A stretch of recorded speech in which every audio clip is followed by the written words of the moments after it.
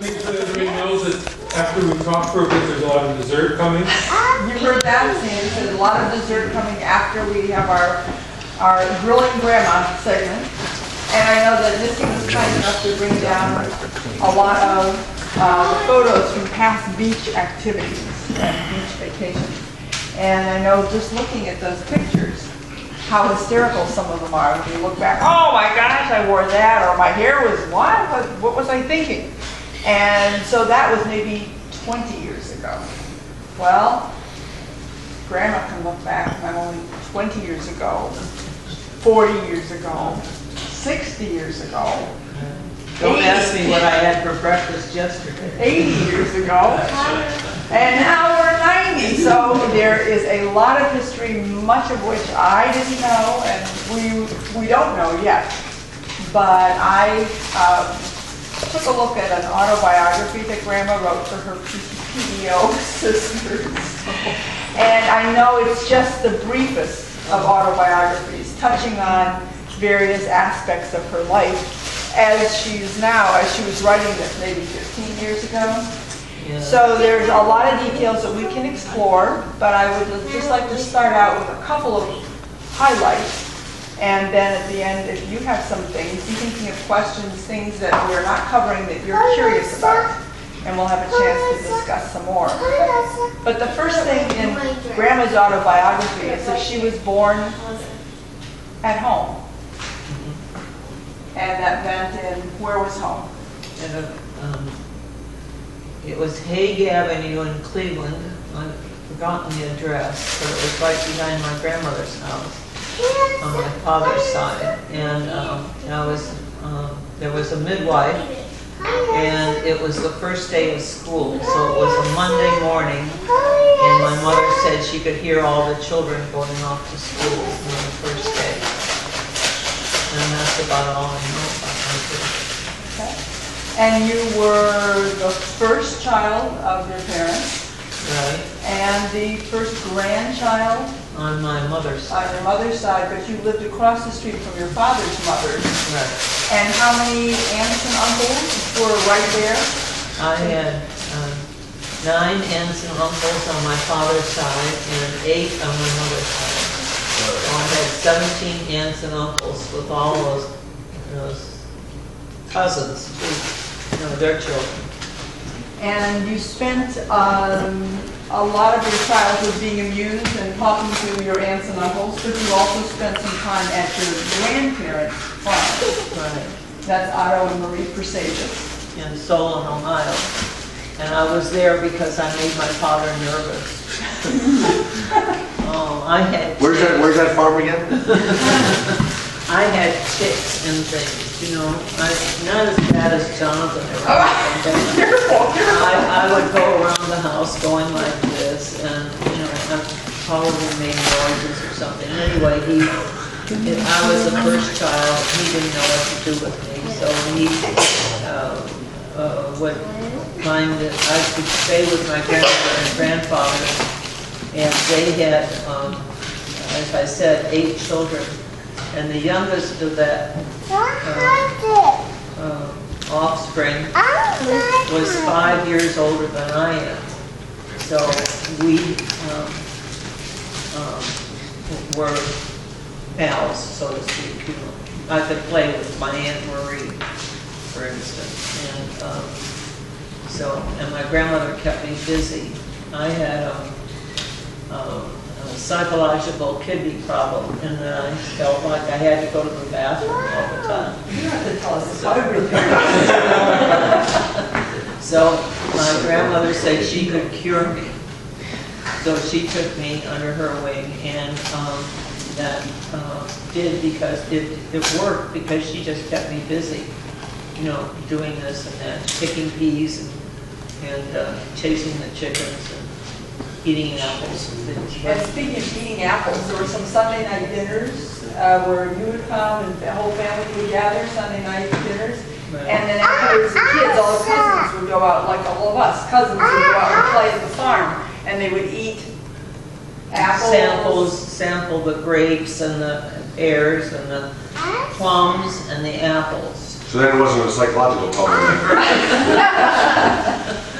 No, but then, it's generally about, after dinner, I would develop a very bad stomach ache from all that fruit and all the food and running around in the heat and everything. And my grandmother had some medication, and it was red, and it was in a bottle about this big, and I called it country medicine because it was vile stuff, you know. Bourbon? It probably had some in it. Anyway, I would gag and carry on and you know, not want to take it. But that was my recollection of Sunday evenings at my grandparents, just having to take country medicine. And was this country medicine purchased from the Watkins man? Right, the Watkins man came around and made the tour of all the small towns and made purchases, made sales to all the farmers' wives who couldn't get out to buy vanilla, spices, medicines, foot products, something for the cows, something for the horses. They had something for everybody. And it was the Watkins man, and he came about once every 6 weeks or so. How did you come? He came by horse and buggy originally, and then finally he had a truck. But it said Watkins Spices or something on the side of it. They are still in business. Yes. Maybe we can get some of that medicine for you. I might need some. And the picture that we looked at on the other side of the lamp there, here, oh, I'm sorry, the picture now on the left of Mom in a little white dress, Grandma in a little white dress, there were two near-death experiences that Mom had before she was even in 4th grade. So this was, you want to explain, the picture was taken because I was about to have an operation, and it was called a hernia operation, which means that something is split internally here from your side. Because I was such a bad child, I would sit in the high chair and throw my arms over my head and scream, and that caused a hernia in my side, and they had to operate. And so before the operation, because they didn't know whether I would survive or not, they took me to the photographer and had a picture taken. And this dress is something my mother made, and you'll see the lace curtains, lace circles, the lace circles that she gathered together and then sewed on the dress. yeah, she was a wonderful seamstress. Right, well, she had to, we couldn't afford to buy any clothes, so she made everything. I didn't have a purchased coat, winter coat, until I was 14. And the other near-death experience? Oh, that was Easter Sunday. Easter Sunday, yes. We were to go to my grandmother's house with all the other members of the family for Easter dinner. And first I had to go to Sunday school, and I think we skipped church because it was time to go and prepare the meal. And all the aunts in the family brought things like potluck, but everybody knew what they were going to bring. And my grandparents had the main course. But we all sat at one big table, an extension of the dining room table in the dining room. And my grandmother even made chicken soup to begin the meal with. You know, I can remember eating the chicken soup. But as we were getting things ready at my house in Cleveland, I developed a real severe ache in my ear. So I sat next to a warm spot in the house with my ear up against the wall like this because it felt so good. And they decided that I was all right, nothing was wrong with me really, it might have been all in my head, that we would go on to my grandparents' house, which is about a half an hour away. And I survived until I sat down to eat, and I ate the chicken soup and decided that was it. I went in the other room and laid down on the sofa, and I had a couple of aunts who were nurses, and they took my temperature, and it was elevated. So they saw me through that night, and the next day I was taken to the doctor on the west side of Cleveland. If you can imagine, the east side of Cleveland divided by the Cuyahoga River, and the west side of Cleveland. And it was in April or March, late March maybe.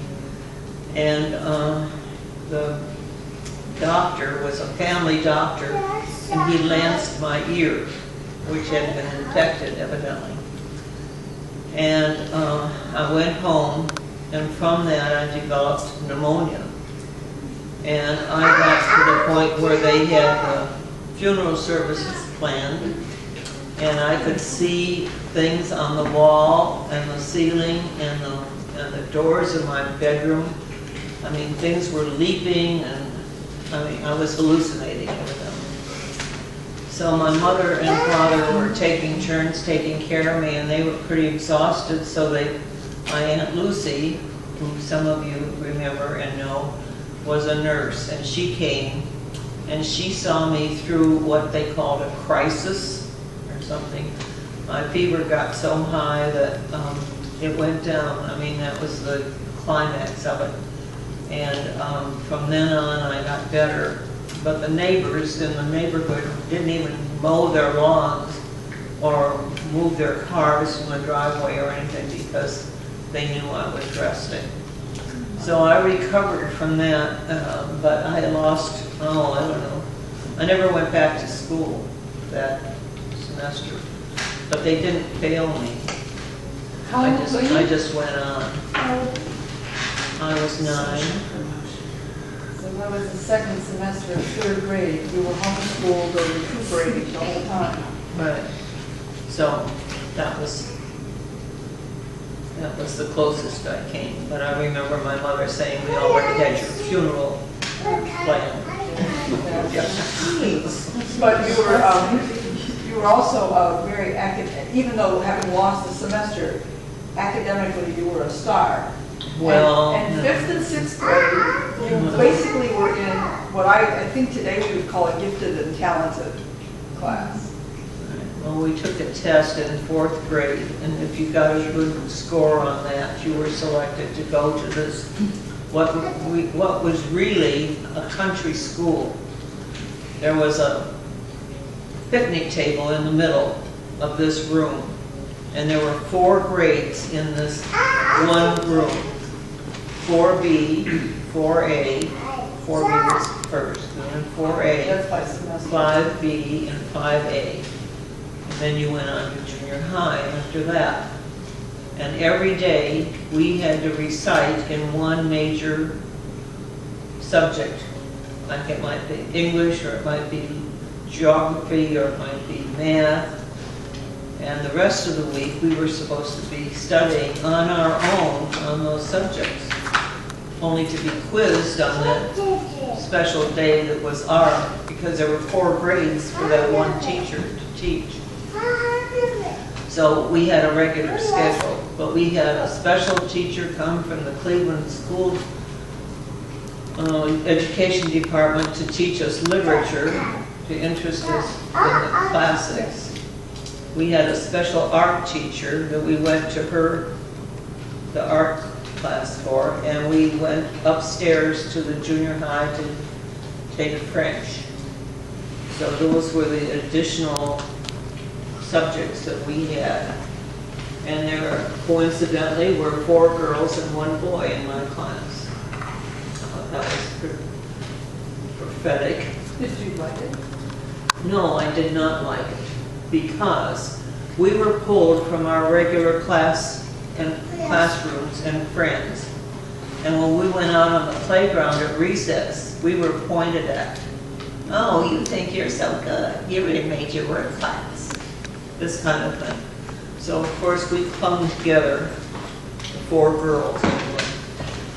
It was not a pleasant experience, except that we got additional, things. We went to plays and we put on plays ourselves and, with the teacher's instruction. And, it was an advantage, but socially, it was not.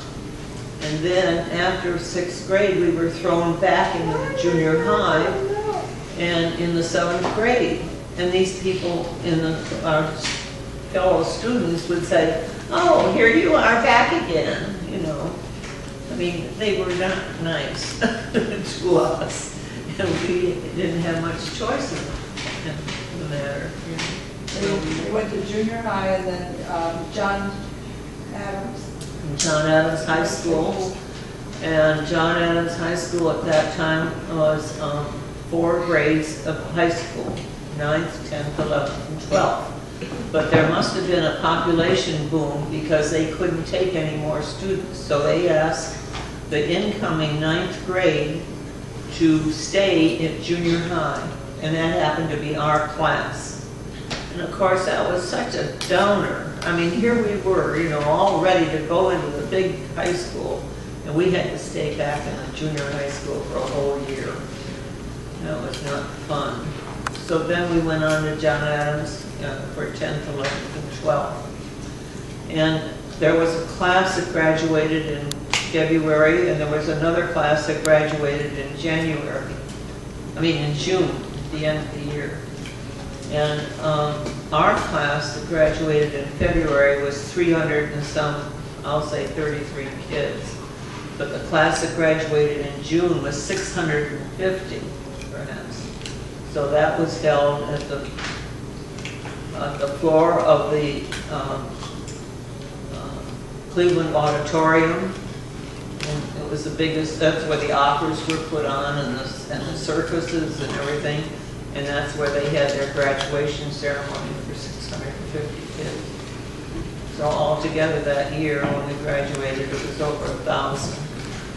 So the high school actually had 3,300 students in it, in 3 grades. And was it your senior year that the football team won the city championship? Yes. And on Thanksgiving is another thing happened on Thanksgiving, but Thanksgiving weekend? Well, it was Thanksgiving Day, the big city championship was held, and it snowed. And the drifts were that high, and we had to march. I was in the marching band, played a silver clarinet, if you understand what that was in the freezing weather. Anyway, we had to get up over the snowdrifts to get onto the field to march. And the whole family in Solon waited Thanksgiving dinner that year so that I could be there. My father had to pick me up after the game and then take me to school. So then you were the first in your family to go to college? Yes. And how did you choose Ohio U? Well, we didn't have any money for me to go to college. And I graduated in February and I took a postgraduate course. I took shorthand and typing so that at least I could have a job, I thought, in an office someplace. And about the end of July or the beginning of August, my mother and father told me that they had cashed in an insurance policy which would give them and me enough money to go for 1 year to a college. And did I want to go to Western Reserve University in Cleveland, where I would have to take a bus and a streetcar, and maybe another streetcar to get there, just like I did in high school? Or did I want to go to Ohio University, which was a state school, and cheaper? And of course, I didn't want to keep on riding the bus and the streetcar, so of course I chose Ohio University. So when I was there, the first year, I didn't work. But after that, because my money ran out, and I had to pay $30 per semester tuition, And I moved out of I moved out of the dorm and into a private home, and we paid $3 a week rent. And there was a fee at the dorm if you had a meal ticket, and then you could eat there. But even that got too expensive.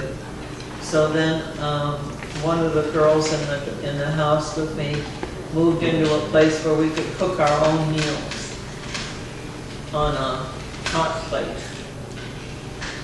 Anyway, we had to do our own shopping and, you know, whatever, the preparation, which took time. And then I was asked to be my roommate and I both had jobs, and it was called NYA jobs at that time. And we made about $1.50. No, couldn't be that. 50 cents an hour or something like that. Anyway, it gave us enough for spending money. And at one time I worked as the assistant to the nursery school in town where we took care of the professor's kids. And I was assistant dietitian at the men's dorm. And what else? I did something else. I had 3 jobs in addition to carrying half a load. Because I was working at the nursery school, they said I couldn't take that number of hours. So I had to split my time. And one of the tricks we learned at the men's dorm, because that was where all the rich boys stayed, at the men's dorm, and the people who were working as students in the cafeteria knew how to get back at those rich guys. And we had ice cream every night for dessert. And the helpers would hollow dip the ice cream. You know, they'd take the scoop like this and make it look like it was a full scoop. And it was hollow inside, which then left all that extra ice cream for the helpers. So then we would just gorge on this ice cream and say, the heck with those guys, we had our share. So, Right, and so you were a home ec major. yes. And it was at Ohio U where you met a young man named Jack Engel that you say is your best friend. Okay. You remember Well, him? I had a job, one of my other jobs was working for a professor in the home ec department. And at the beginning of the semester, this fellow was in the library where I generally typed the lectures for the home ec teacher I worked for. So I walked into the library and I saw this young man, and he was supposedly dusting the shelves. And I walked in and I said, well, if you're the new custodian's helper, I hope you do a better job than the last one, who just stood in the middle of the room and shook the dust rag. He just looked at me, you know. And so then one day I saw him washing the windows, and you know, it didn't make any impression on me because I was in charge of the library as long as I was there typing those important papers for that professor. So that year, my roommate and I decided that we would not go home for Thanksgiving, because if you had to work a certain number of hours every month, and at Christmas we had 2 weeks off, so that meant that we could only work 2 weeks at this NYA job that we had. She worked for the Dean of Women in her office. Anyway, we decided that if we got ahead on our hours in Thanksgiving and didn't go home for Thursday and Friday and stayed and ate dinner at the dorm on Thursday and worked all day Friday and all day Saturday, we would be ahead on our hours, so we get full pay in December. Well, that was great. one of the dorms was having Thanksgiving dinner for all the people who couldn't make it home. And it was a tea dance. You know, after dinner, there was a dance. So my roommate and I decided, oh, well, we might as well stay. We don't have anything else to do after dinner on Thanksgiving. So this young man walked up to me and asked me to dance, and I looked at him and well, anyway, because he wasn't dressed the way the rest of the people were there for dinner. I think he had a sweater on and a top and a shirt that was open, but you know, he didn't have a suit on or a tie like everybody else did. Red shoelaces. So we danced, and of course he was a terrific dancer, and we got along just fine. And he asked if he could come and take me home and see me that night because he didn't have anything else to do. He lived in New Jersey, and he wasn't going home for Thanksgiving. So I saw him Friday night, then Thursday night, Friday night, Saturday night, and then I walked into the Home Ec building on Monday, and there he was, and that was the guy. I mean, it didn't connect the two things at all, and he didn't tell me that he worked in the Home Ec building. So that was a revelation, you know, so that kind of, well, anyway. But I had a couple other boyfriends besides him. Wow. So then there's a dance at there's a dance called, what's it, Daisy? Sadie Hawkins Day, where you invite the boys, you know. So as I said, we were making our own meals, and so the young man who was clerk at the A&P, and I got along real well.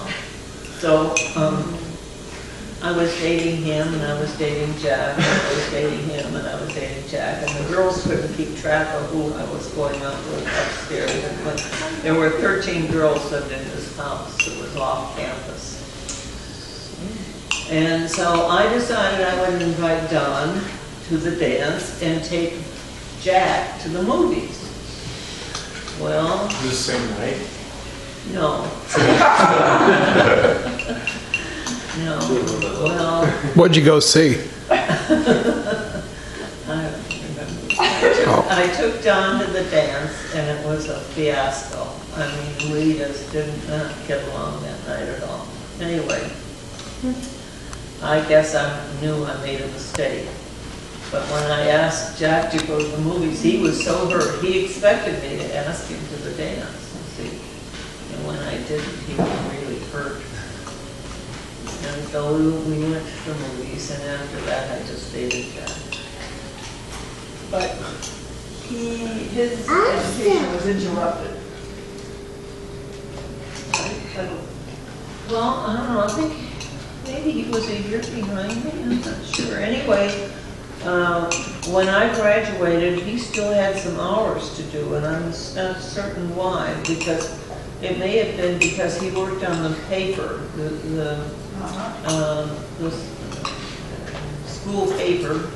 He was one of the reporters on the paper, and he also wrote one-act plays that were given, and one of them was called Last Man on Campus, because the war had started, and all the World War II, and all the men had been enlisted or been called in. And so he wrote this farcical play about Last Man on Campus, which was really a success. And he also wrote one about Hitler. Anyway, it made the paper, a local college paper. So when I graduated, he still had some hours to finish. And then there wasn't too much cooperation, shall I say, from my family about seeing Jack. And he arranged with a friend of mine who lived in Cleveland. She said that her sister would take Jack in if he came to Cleveland and had a job. So he got a job in Cleveland, and several jobs.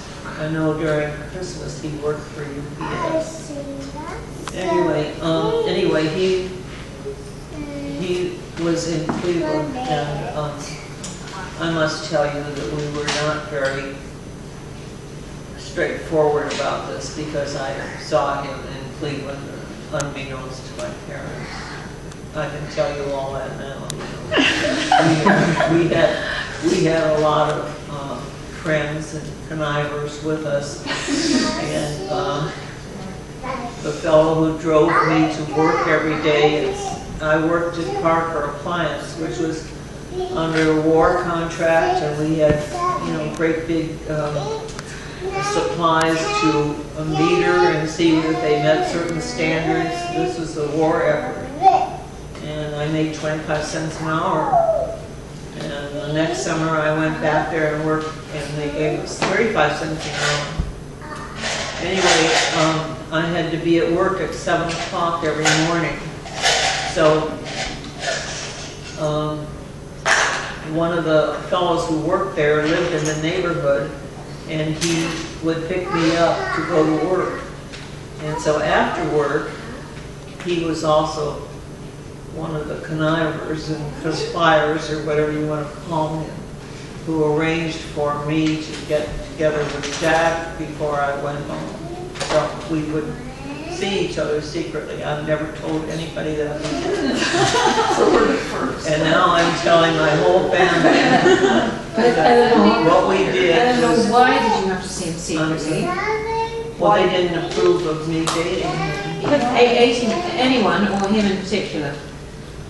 Well, him in particular, but generally nobody else. My father called anybody who called, and one time I invited a mixed group into the house, and he said, "I hope there won't be any cowboys here." I mean, But why would your aunt let him live with her if your family didn't approve of him? pardon me? Didn't you say he lived with your aunt or something? He lived with my girlfriend's sister, Oh, girlfriend. and her aunt, or her family Got took him in. Got it. So he had a place to stay in Cleveland. And why And didn't they approve of him? Well, he was Jewish, and our family was German. Catholic, right? Yeah. No, You want to correct the record? no. And of course, his family felt the same way about me, so, anyway, So it wasn't because he came from Atlantic City? that he came from what? Atlantic City. Oh, no, but that didn't help. And when was Dad drafted? Well, he wanted to finish school, but he couldn't, so he was drafted, and he was sent to, He couldn't finish because of money or because of time? I've forgotten why he couldn't finish, but he had all this extra things that he was doing, like working on the paper, which took a lot of time. And he had some hours to complete. And don't ask me for details now, baby, I can't remember. Anyway, he was sent to Fort Benning for basic training. That's it. Georgia. Georgia. Oh, no, I'm sorry, it was Camp Rucker. Oh, how can I forget this? Camp Rucker in Alabama. And he sent a telegram, and he said, my first furlough starts Thanksgiving week, Thanksgiving week. Can you get here by such and such a time? My best friend lived across the street. Her mother came over to help my mother, who just got out of the hospital with kidney stones, to sew my trousseau. But he wanted you to come down there and get married. Yes. Oh, okay. I'm That was- sorry. Wasn't that clear? No. No, no, no. So Oh, his first oh, meeting. I'm sorry. Just to come visit and Yeah. get married. So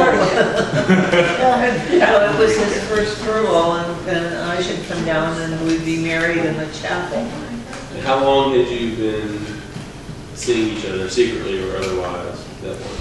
Oh, a couple of years. And did you talk about getting married before he was Oh, drafted? yes. Oh, yes. I mean, that was a foregone conclusion, you know, we would get married. But then the war came on, and how are we going to do this, you see? So, I got my trousseau. My Aunt Margaret went with me to buy a suit to get married. You have to, it's a good stopping point. If you would, when we start this again, explain what a trousseau is. Oh, This has like something to do with special nightgowns, you know, special lingerie, all that kind of thing. And complete trousseau would be your linens and your, you know, the other things. But I, of course, during the war, out of that. So I packed my 2 suitcases and took the train down to Ozark, Alabama. Ozark, Alabama was the biggest small town nearest Fort Rucker. And I ended up in the bus station. How old were you? 23. And he, I thought, was supposed to meet me at the bus station, but he wasn't there. And I went up to the office, you know, the ticket office, and asked, and didn't get a good answer. It was late, or it was something to do with the Army or whatever. Sat back down, and the ticket office guy said, "Lady, is this your wallet?" We had saved between us maybe $200, and I had all of the $200 in my wallet. And there it was, I had left it, and of course I was right there. So it got later and later and later, and no Jack, and no communication with something with the Army headquarters, whatever. How old? So I decided that I needed to find a place to stay. Didn't have any place to stay. So I started I left my luggage there in the bus station. Incidentally, the bus station was across from the mule inn. That wasn't the name of a trendy bar. So I'm walking down the street looking for signs, you know, to rent, to let, whatever. And I found one. Thank you. And I asked the proprietor to show me the room.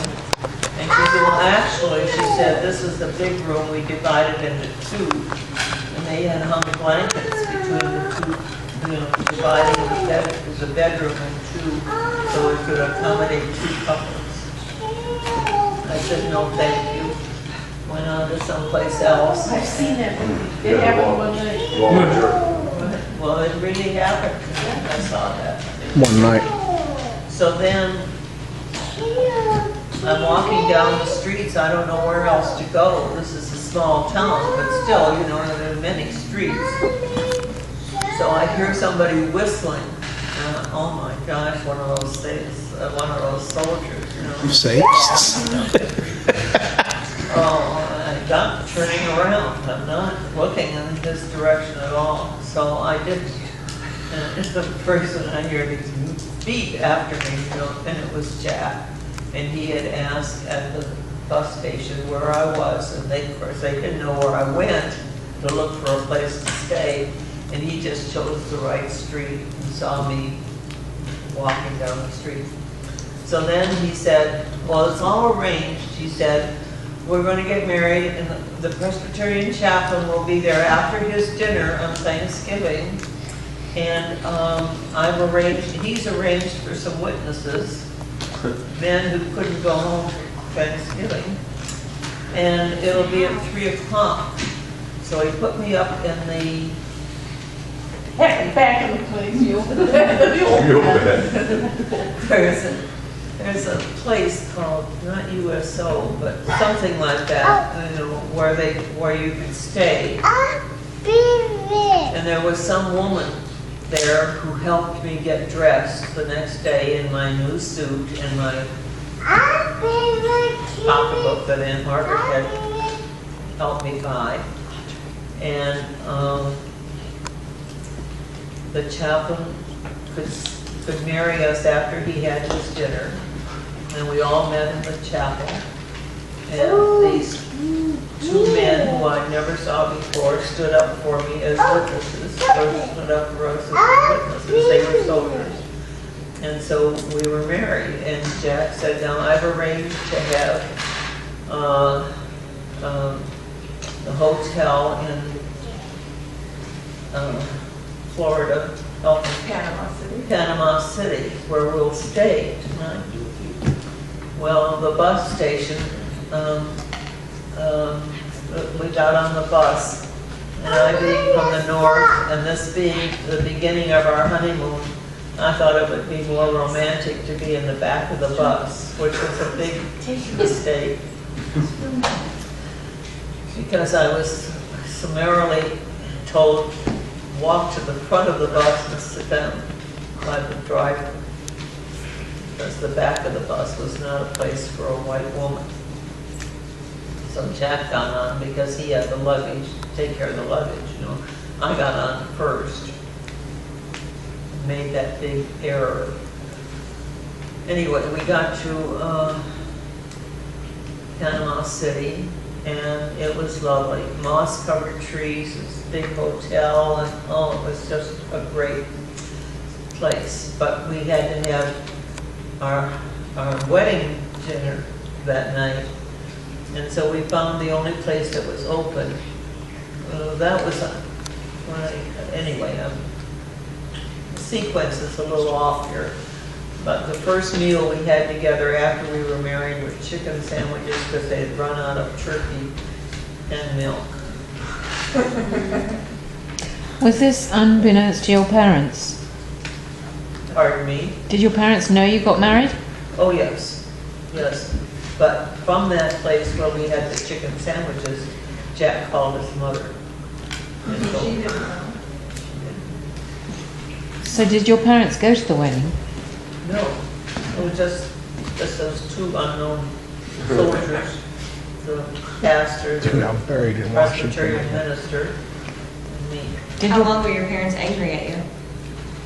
How long were my parents? Were they angry for a long time? No, no. All they had to do was meet Jack, which they hadn't done. So, anyway, we got to this hotel and stayed there, and Jack wanted to take me out to dinner, of course. And what year was this? Pardon me? What year was, 1943. So they did not meet him until after you were married. So we're sitting there having dinner and conversing, and I look over at another couple, and she's facing me, and she said to her husband, We're good at lip reading. so I said to Dad, I said, those people know we're good. After both couples had finished their dinner, they came over to our table and they said, we own a restaurant in town where on Friday night all workers from the surrounding area come and cash their checks. And it's kind of a big night, and we would like to have you come as our guests, which I thought was very nice, which was a lovely evening. It was crowded, it was good, drinks were flowing. I sat in the chair that Clark Gable sat in when he was there. I mean, it was a, banner evening. So we decided that we liked this place and we rented an apartment to live in. So for the rest of the week, so we could cook our own meals and save some money. So the first night when we moved in there, I heard this noise on the wall, and we put the light on, and the whole wall was covered with cockroaches. Oh, geez. It was an apartment right on the Gulf of Mexico. And I said to Jack, I'm not staying here. He said, oh, he said, this is the South, you have to get used to this kind of thing. And I said, I'm not used to this, I can't stay here. So he went to the owner of the apartment place and asked him what solution he has for these. So this will date me, but he handed Jack a sprayer. And it had a tin can with the spray on it like this and a long thing, and you went like this and you sprayed the wall. Well, Jack sprayed the wall, but not much happened, but at least it deadened them somewhat. That stuff was made out of DDT. So, because of that, we slept in this room with this DDT. We both got really sick. So the rest of the honeymoon, he was either sick or I was sick. The last day, we decided that we should maybe treat these people who invited us to dinner, you know, for a dinner as best we could in this apartment.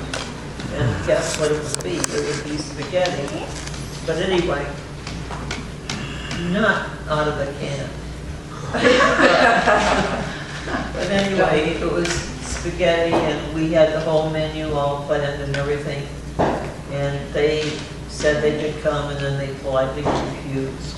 So that was the end of that friendship. Anyway, we went to camp, and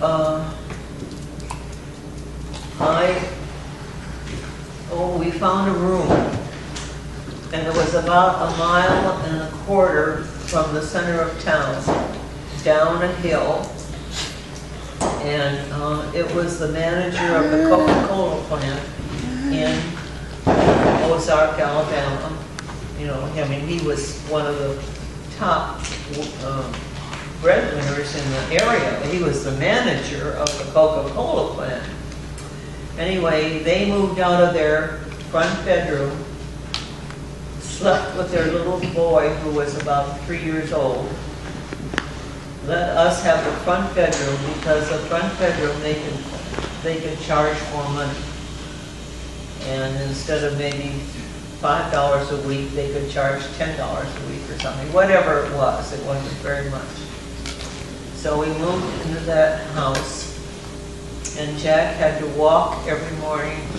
He got up at 4:30, walked the mile to the bus station, got the bus to the camp, and did his basic training, or whatever, the training.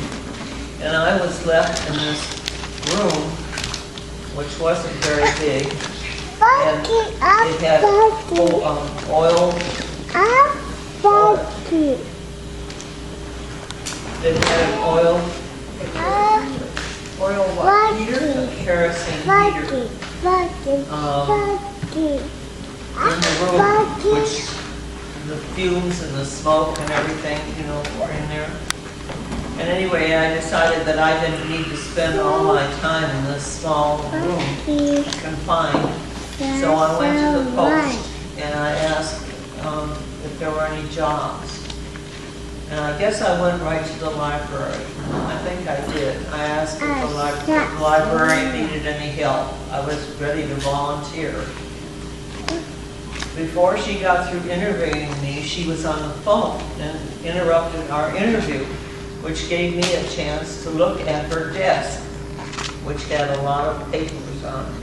Among the papers on the desk was a bill from Halley Brothers in Cleveland, Ohio. So that was my intro to a successful interview, was the Halley Brothers bill on her desk.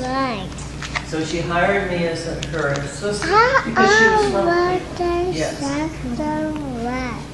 So I had regular hours, and it was located, the library was located at headquarters company, and Jack was in headquarters company.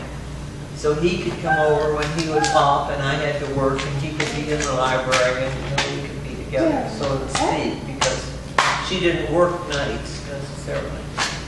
Anyway, because I had a civilian's job, I was eligible for housing, whereas he was not eligible for housing.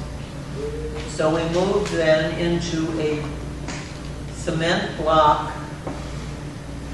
building, much like, much like Shanks Village and those pictures, one place after another after another. And it was furnished very sparsely. We had a table, some chairs, and a bed, 2 bedrooms, but we didn't only need one, and a shower, a bathroom with a shower. And the bathroom shower of our apartment was on the opposite wall of their shower. And in that second apartment, in the middle, lived a woman with 6 children and a drunken husband. And she was so desperate for communication that when she wanted to talk to somebody about her problems with her children, with her husband, she would knock on the wall of her shower with something, which was tin or some metal, and then I would stand in my shower and talk to her so that we wouldn't have to go outside, so that nobody would know that we were communicating. So she told me all of her troubles about her drunken husband and her child who couldn't read very well. So I said, well, why don't you have him come over and I'll help him, with this. You mean a child? Not the drunken husband. A child. So I tutored him after, whenever it was convenient, because it was after school and when I could do this. And we had a big argument about whether it was Ponce de Leon or Ponce de Leon. Anyway, that's all I remember about that.